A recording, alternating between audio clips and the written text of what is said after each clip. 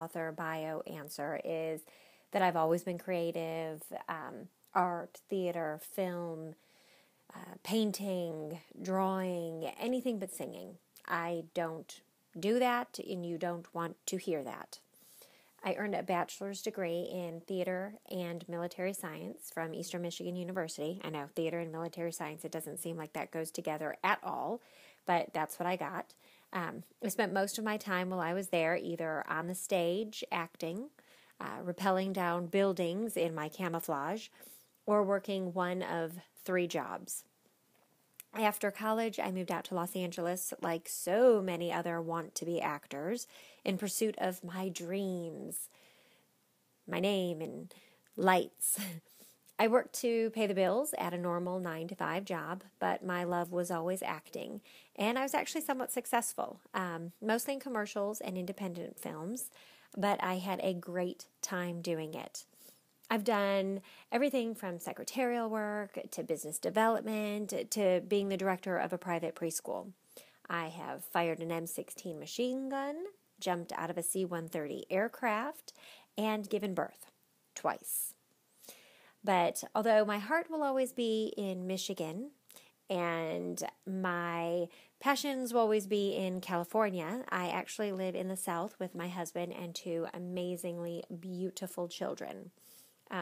I'm not working. If I'm not working on my latest story, then I am either lounging with a good book or playing with my kids or indulging in my very unhealthy addiction to Starbucks coffee. Okay, so that is my typical answer, and it's true, all of it. But the not so pretty reality of who I am is that I'm a mom, which is absolutely my favorite title in the whole wide world, and I treasure my children. I am a wife, I am a daughter, and a sister. Family is the most important thing to me. So those titles I wear with pride. I am also a struggling artist, paying the bills through a typical 9-to-5 job while I squeeze my art in my writing, my acting, my directing, anytime I have any little free time. I'm actually directing a play right now. I just finished a play, and of course I'm writing and working on my 4th book. So trying to squeeze that art in whenever I can.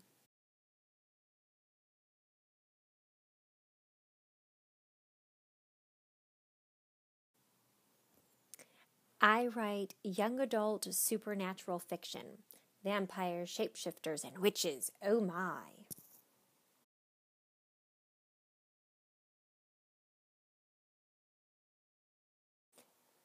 That's actually a really hard question. Um, I guess my first book, maybe, because it was my first. I think as a new author, my first book will always hold a special place in my heart because there can only ever be one first. So Awaken, which is the first book in the Blood Angel series, that was that book for me. It was my first. It showed me that becoming a published author was no longer just a dream, but a reality. If you're asking based on story alone, wow. Well, I love the backstory that you get in Awaken, but I love the action that is in Beginnings, the second book in the Blood Angel series, and also in Revenge, the third book in the series. The action that takes place in those is fast-paced and it's exciting. My latest book, however, which is yet to be released, it should be coming out in the end of March, early April, which is called Sector C, The Chosen. That is probably my favorite storyline so far. I'm pretty excited about that one.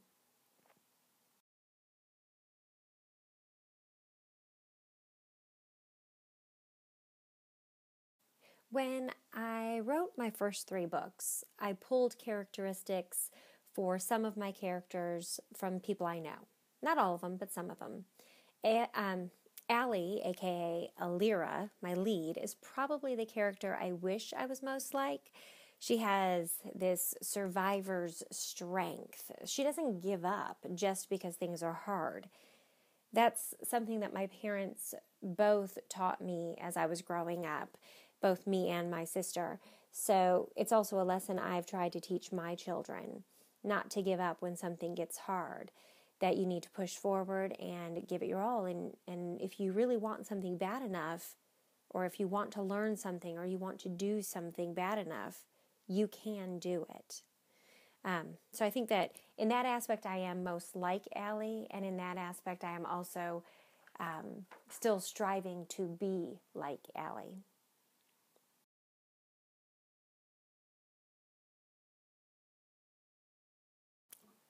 Can I share anything about my next work in progress? Of course. I'm actually very excited about my next book. Like I said previously, this is probably my favorite storyline so far. It is also a young adult supernatural book. It's probably the start of a new series. The series is called Sector C. Book 1 is called The Chosen. And I will just read you what is going to be on the back of the book. Maybe that will give you a little insight. So, listen up. Set in a futuristic dystopian where society is governed by a council of vampires and lycanthropes, selection students are sheltered and raised in a deceptively utopian world. Strict rules are imposed to control population growth, education, and even personal interactions with other members of the sector, all in the name of safety. When A comes of age, she, like all youth throughout Sector C, and her selection classmates aren't sent out into the world to find jobs, make money, and lead happy, carefree lives. They are forced to endure the rigorous physical and mental testing of Selection Week before choosing their destiny, or being forced into a fate far worse. Those that make it out alive are announced as sector residents, given a position within the society, and allotted all the privileges of their chosen culture. However, when your only choices are vampirism, lycanthropy, breeder, blood donor, or banishment to the wastelands, what choice do you really have? Suspenseful, intense, passionate, and awash in paranormal delights, Sector C captures the enchantment and mysteries of the supernatural world and the power of friendship.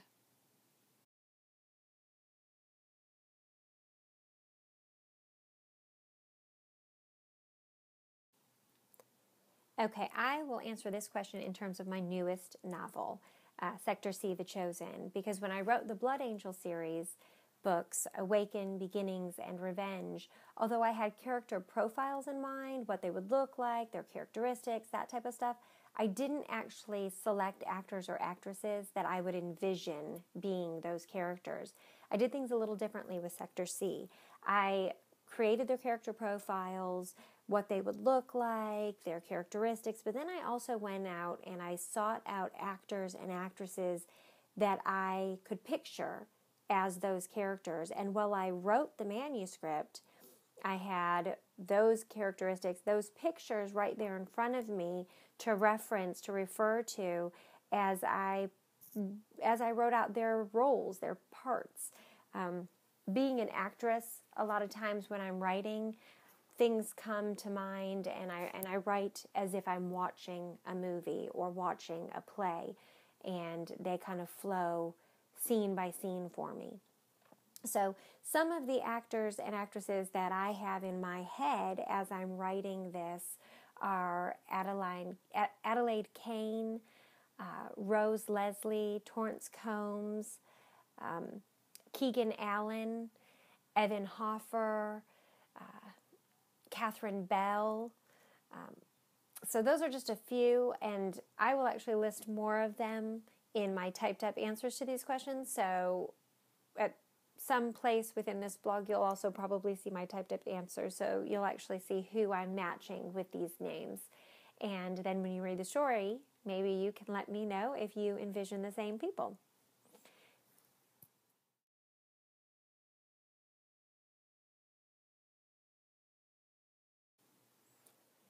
Okay, so if we're talking about vampires, shapeshifters, and witches, then no.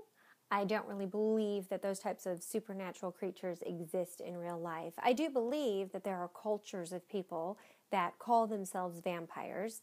But no, I don't believe that they actually survive on blood alone, as the typical story fictional vampire does.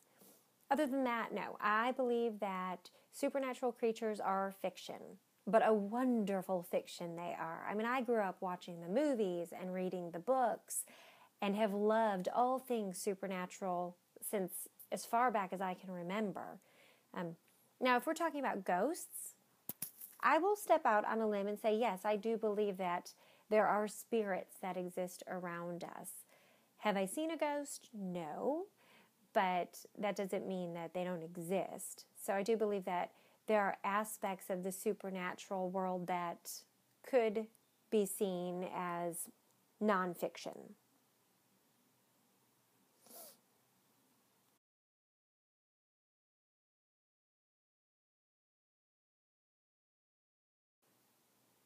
I have very little spare time, but when I do have it, I spend it with my family. Movies with the kids, board games, building Legos with my son, and if we have a lot of spare time, vacation. I love, love, love to vacation.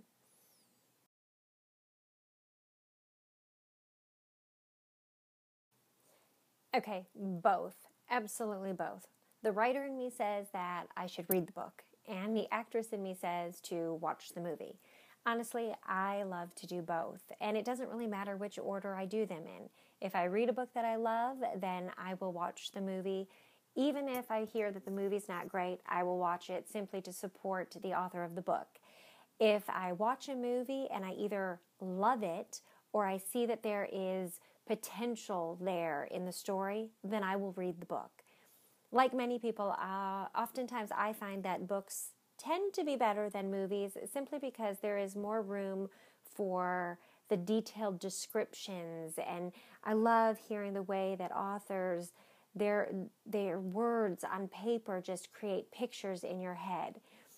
Movies require you to see the picture that the director has put on the screen, whereas books allow you to create that picture on your own. So there are many times that I find that a book is better than the movie, but like I said, I love both. I love movies, and I love to be sucked into that big screen and just dive into this other world that somebody has created and put there for me. But I feel the same way about books. The potential in books and reading, there's a whole new world in there as well. So I will read a book that I've watched a movie for, and I will watch a movie that I have read the book already.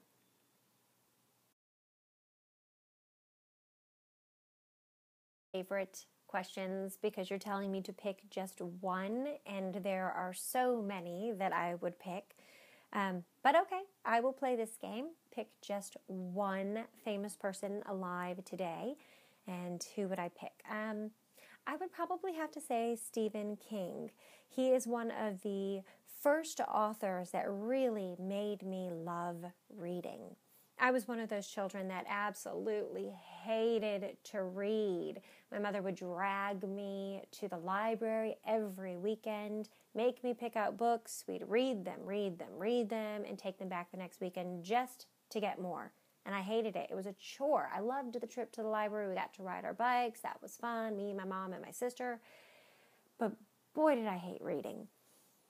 It wasn't until I started reading Stephen King that just clicked. Something inside of me clicked and said, this is more than just words on a paper. There is something really exciting between the front cover and the back cover of a book. And I fell in love with so many of his books.